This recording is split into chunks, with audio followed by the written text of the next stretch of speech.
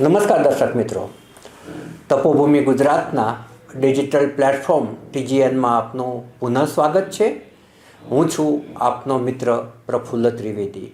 અમારી આ રજૂઆત આપને ગમે તો ચોક્કસપણે અમારી ચેનલને શેર કરશો, સબસ્ક્રાઈબ કરશો અને આપને યોગ્ય લાગે તે એના પર કોમેન્ટ કરશો.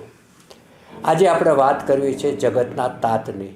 દિવાળી બાદ જે સતત કમોસમી વરસાદ ચાલુ રહ્યો એનાથી ખેતીને પારાવાર નુકસાન થયું છે અને દેવામાં ડૂબેલા કેટલાક ખેડૂતો આત્મહત્યા કરવા માટે પણ મજબૂર બની રહ્યા છે.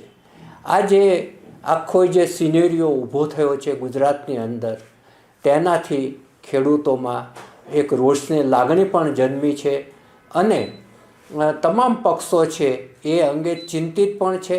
વિરોધ પક્ષો છે એમની રીતે રોષ ઠાલવી રહ્યા છે. સત્તાધારી પક્ષના મુખ્યમંત્રી ભૂપેન્દ્રભાઈ પટેલ પણ રોજે રોજ આ અંગે ચિંતાની લાગણી વ્યક્ત કરી રહ્યા છે. દરમિયાનમાં આ અંગે રાજ્ય સરકારની ટીમોએ જુદા જુદા વિસ્તારની મુલાકાતો લઈ અને સર્વેની કામગીરી પૂર્ણ કરી છે. 16,000 ગામોમાં 42 લાખ હેક્ટર જમીનમાં નુકસાન થયું હોવાનો અંદાજ સરકારે મૂક્યો છે. આંકડા જીતુભાઈ વાઘાણીએ જાહેર કર્યા છે. બીજી તરફ સરકારની આજે એક સારી જાહેરાત એ થઈ છે કે આગામી તારીખ 9મીથી જે 4 મહત્ત્વના પાકો છે, મગફળી, મગ, અડદ અને સોયાબીનની ટેકાના ભાવે ખરીદી ચાલુ કરવામાં આવશે. આ માટે સરકારે 300 કેન્દ્રો છે એ હાલ નિશ્ચિત કર્યા છે અને આશ્વાસન એ પણ આપ્યું છે કે જરૂર પડશે તો કેન્દ્રો વધારવામાં પણ આવશે. હવે મગફળીનો જે ટેકાનો ક્વિન્ટલનો ભાવ નક્કી કરાયો છે એ 7,263 છે, જે ગયા વર્ષની સરખામણીએ ₹480 વધુ છે. મગનો ભાવ 8,768 ક્વિન્ટલનો ભાવ નક્કી કરાયો છે. અડદનો ભાવ 7,800 નક્કી કરાયો છે, જે ગયા વર્ષની સરખામણીએ ₹400 વધુ છે. સોયાબીન 5,328 ખરીદીના ભાવ નક્કી કરાયો છે ક્વિન્ટલનો, જે ગયા વર્ષ કરતાં ₹436 વધારે છે. ખેડૂતો છે એ આ જે ખરીદી ચાલુ થાય એની એક રાહ જોઈ રહ્યા હતા.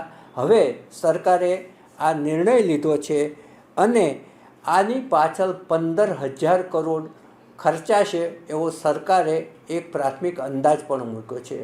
અગાઉ મગફળી ટેકાના ભાવે ખરીદવાનું નક્કી થયું હતું, પરંતુ ગુજકો માસોલ અને રાજ્ય સરકાર વચ્ચે સંકલનના અભાવે તે સફળ થઈ શક્યું નહોતું.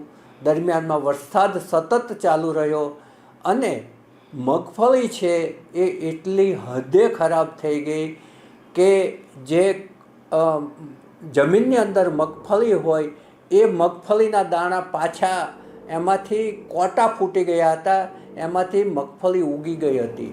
એ જોઈ અને ખેડૂતો રીતસરના રડ્યા છે કે હવે અમે આ મગફળી વેચીશું ક્યાં. જો કે નુકસાન થયેલી મગફળી ક્યાં વેચવીને કેમ વેચવી તો પ્રશ્ન રહેવાનો જ છે.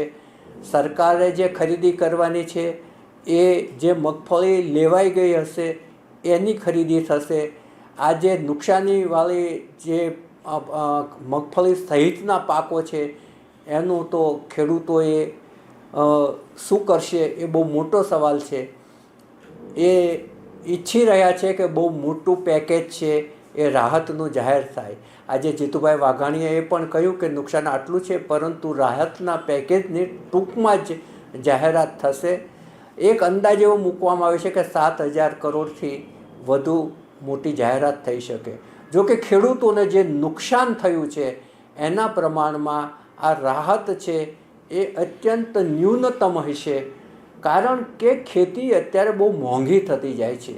બિયારણ છે એ મોંઘું થયું છે, એમાં જે ખાતર વપરાય, જંતુનાશકો જે દવા વપરાય જંતુનાશક માટેની એ પણ મોંઘી થઈ છે. લેબર મજૂરી પણ મોંઘી થઈ છે અને ટ્રેક્ટર જેવા ખેતીના જે સાધનો છે એ પણ દિવસે ને દિવસે મોંઘા થતા જાય છે. એટલે જે પ્રમાણમાં ખેતી મોંઘી થઈ છે એના પ્રમાણમાં અને ખેડૂતના આખા કુટુંબે જે આખું વર્ષ એની પાછળ મહેનત કરી હોય છે, મજૂરી કરી હોય છે, એના પ્રમાણમાં રાહત છે એ ઘણી ઓછી હશે એમ માનવામાં આવે છે. પરંતુ પૂર્ણપણે જે નુકસાન થયું હોય એ ચૂકવવાનું તો સરકાર માટે પણ શક્ય નહીં હોય. એટલે જે રાહત મળશે એ રાહત શબ્દ જ છે, પૂરેપૂરું વળતર નથી. પૂરેપૂરું વળતર હોઈ પણ ના શકે. જોઈએ સરકાર હવે ક્યારે જાહેરાત કરે છે અને કેટલી રકમની જાહેરાત કરે છે અને એનાથી ખેડૂતોનો કેટલો સંતોષ થાય છે. નવા વિષય સાથે ફરી મળીશું. નમસ્કાર.